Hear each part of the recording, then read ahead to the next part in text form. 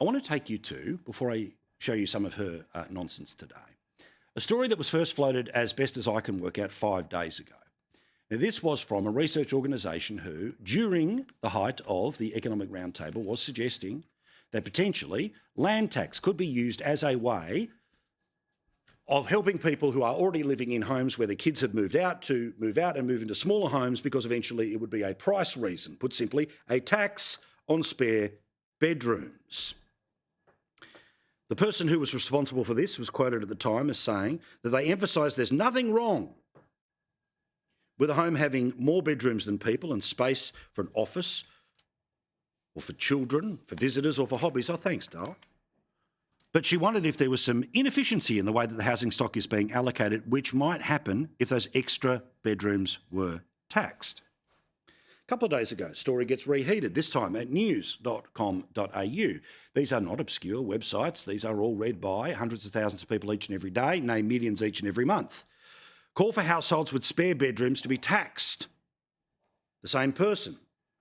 Questions are being raised about how well the housing market is serving real demand.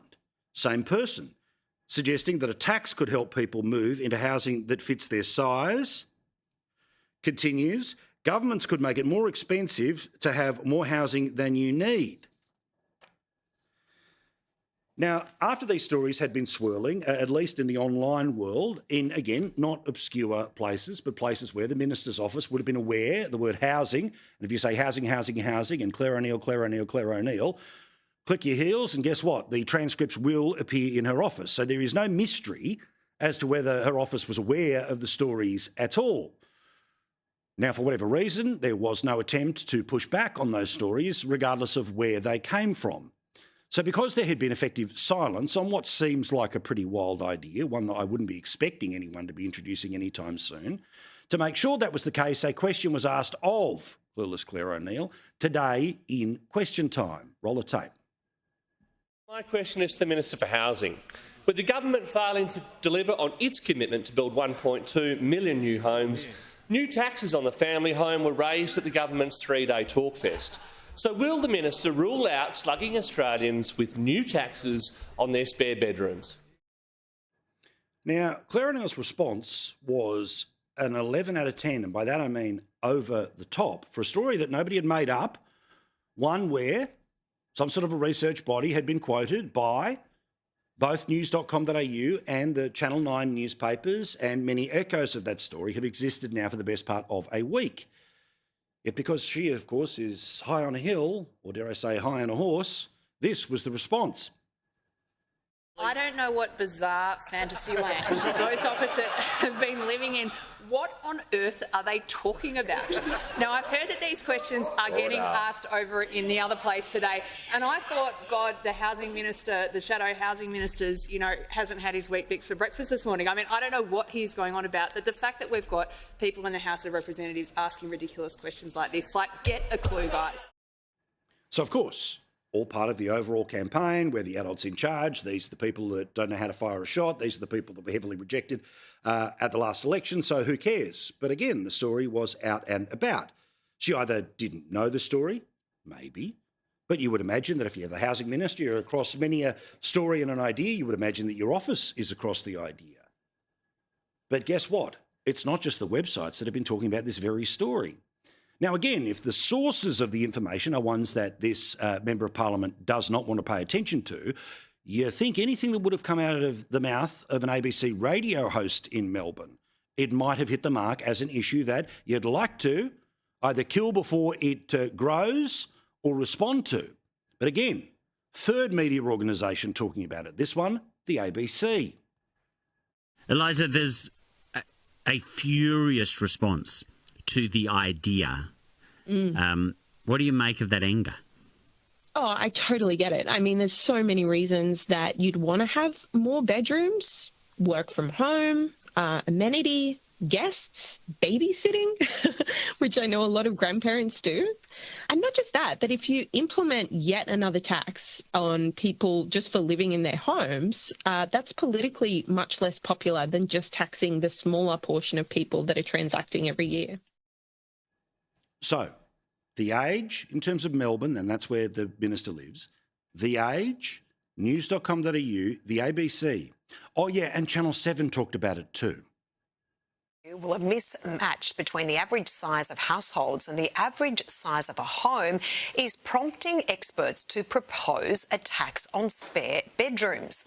New research from Cotality revealed a third of Australian households is made up of just 2 people, while the most common property is 3 bedrooms. It suggested that a levy, along with the removal of stamp duty, may encourage shrinking families and empty nesters to downsize, freeing up supply. There's a reason why nicknames stick, and clueless Claire O'Neill would stick in terms of this case. That either she was completely unaware of multiple news services over multiple days talking about an idea that if she has no plans to introduce it, she could knock on the head from day one. But instead, of course, she's peacocking down there in Canberra because they're the team that'll win forever, which means we get yet another reminder that perhaps it'll be arrogance. Perhaps it will be the peacocking of the Labor Party that will end up doing more damage to the Labor Party than anyone else in the next few years. And they're going to do damage if they keep carrying on like this. Now, as we know, the Australian economy is amazing. Why? Because we've got the Prime Minister, the snake charmer and Toto in charge of the way the world is working. And because he's wearing sneakers like the cool kids, whew, this ain't a dude in his 60s.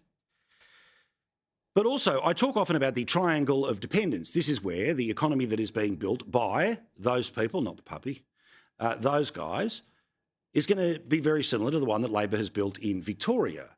The triangle of dependence, as I've spoken 150 times before, and I'll get on to another 150 until you know it off by heart like me, is that they want the majority of people to either be receiving welfare from the state, working for the state, or if you're in business, for the biggest customer to be the state. And because nobody will rock the boat, then they end up with a permanent majority. Sure, the deficit goes from 1 trillion to 2, but who cares? It's just about winning the next election.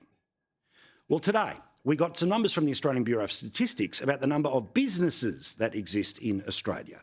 Latest count, 2.7 million businesses exist in Australia. Now, whether that's ABNs, whether that's things that are defined as a company, I'm not too sure, but 2.7 million businesses in Australia. About 1 million of those businesses actually employ someone. There, of course, being the extreme bulk of businesses in Australia are sole traders. And we often talk about sole trading and how often this government couldn't give two buggers about it. Why? Because if you're a sole trader, you don't fit into the triangle of dependence. But also what was fascinating to see here is about the number of businesses that were started in the financial year of 2024 to 2025. 437,000 were created, but 370,500 had closed. Now, whether that was of the 437,000 created that year, or whether that was just 370,000 fewer businesses than the many years before, you still see the vast majority of businesses that are created don't make it all the way through its first year. But the reason we get back to the triangle of dependence is if I show you where the greatest growth in businesses has been, you will notice they are ones that have a connection to government. On the left-hand side, the blue there suggests that the businesses that are going backwards in terms of the number of are retail, trade, or agriculture, forestry and fisheries. The longest line, heading off to the right, almost running off the screen, would be healthcare and social assistance. Therefore, the biggest client of the biggest amount of businesses created in the past 12 months, the government. That's why we call it the triangle of dependence. Because right now, 50% of all Australians' main source of income is the government when we're talking about welfare. Hundreds of thousands of people are there when it comes to employment, and clearly the biggest client in town is the government, particularly when it comes to the healthcare sector. Nothing to see here, just a completely open free market that slowly but surely is becoming loyal exclusively to the government.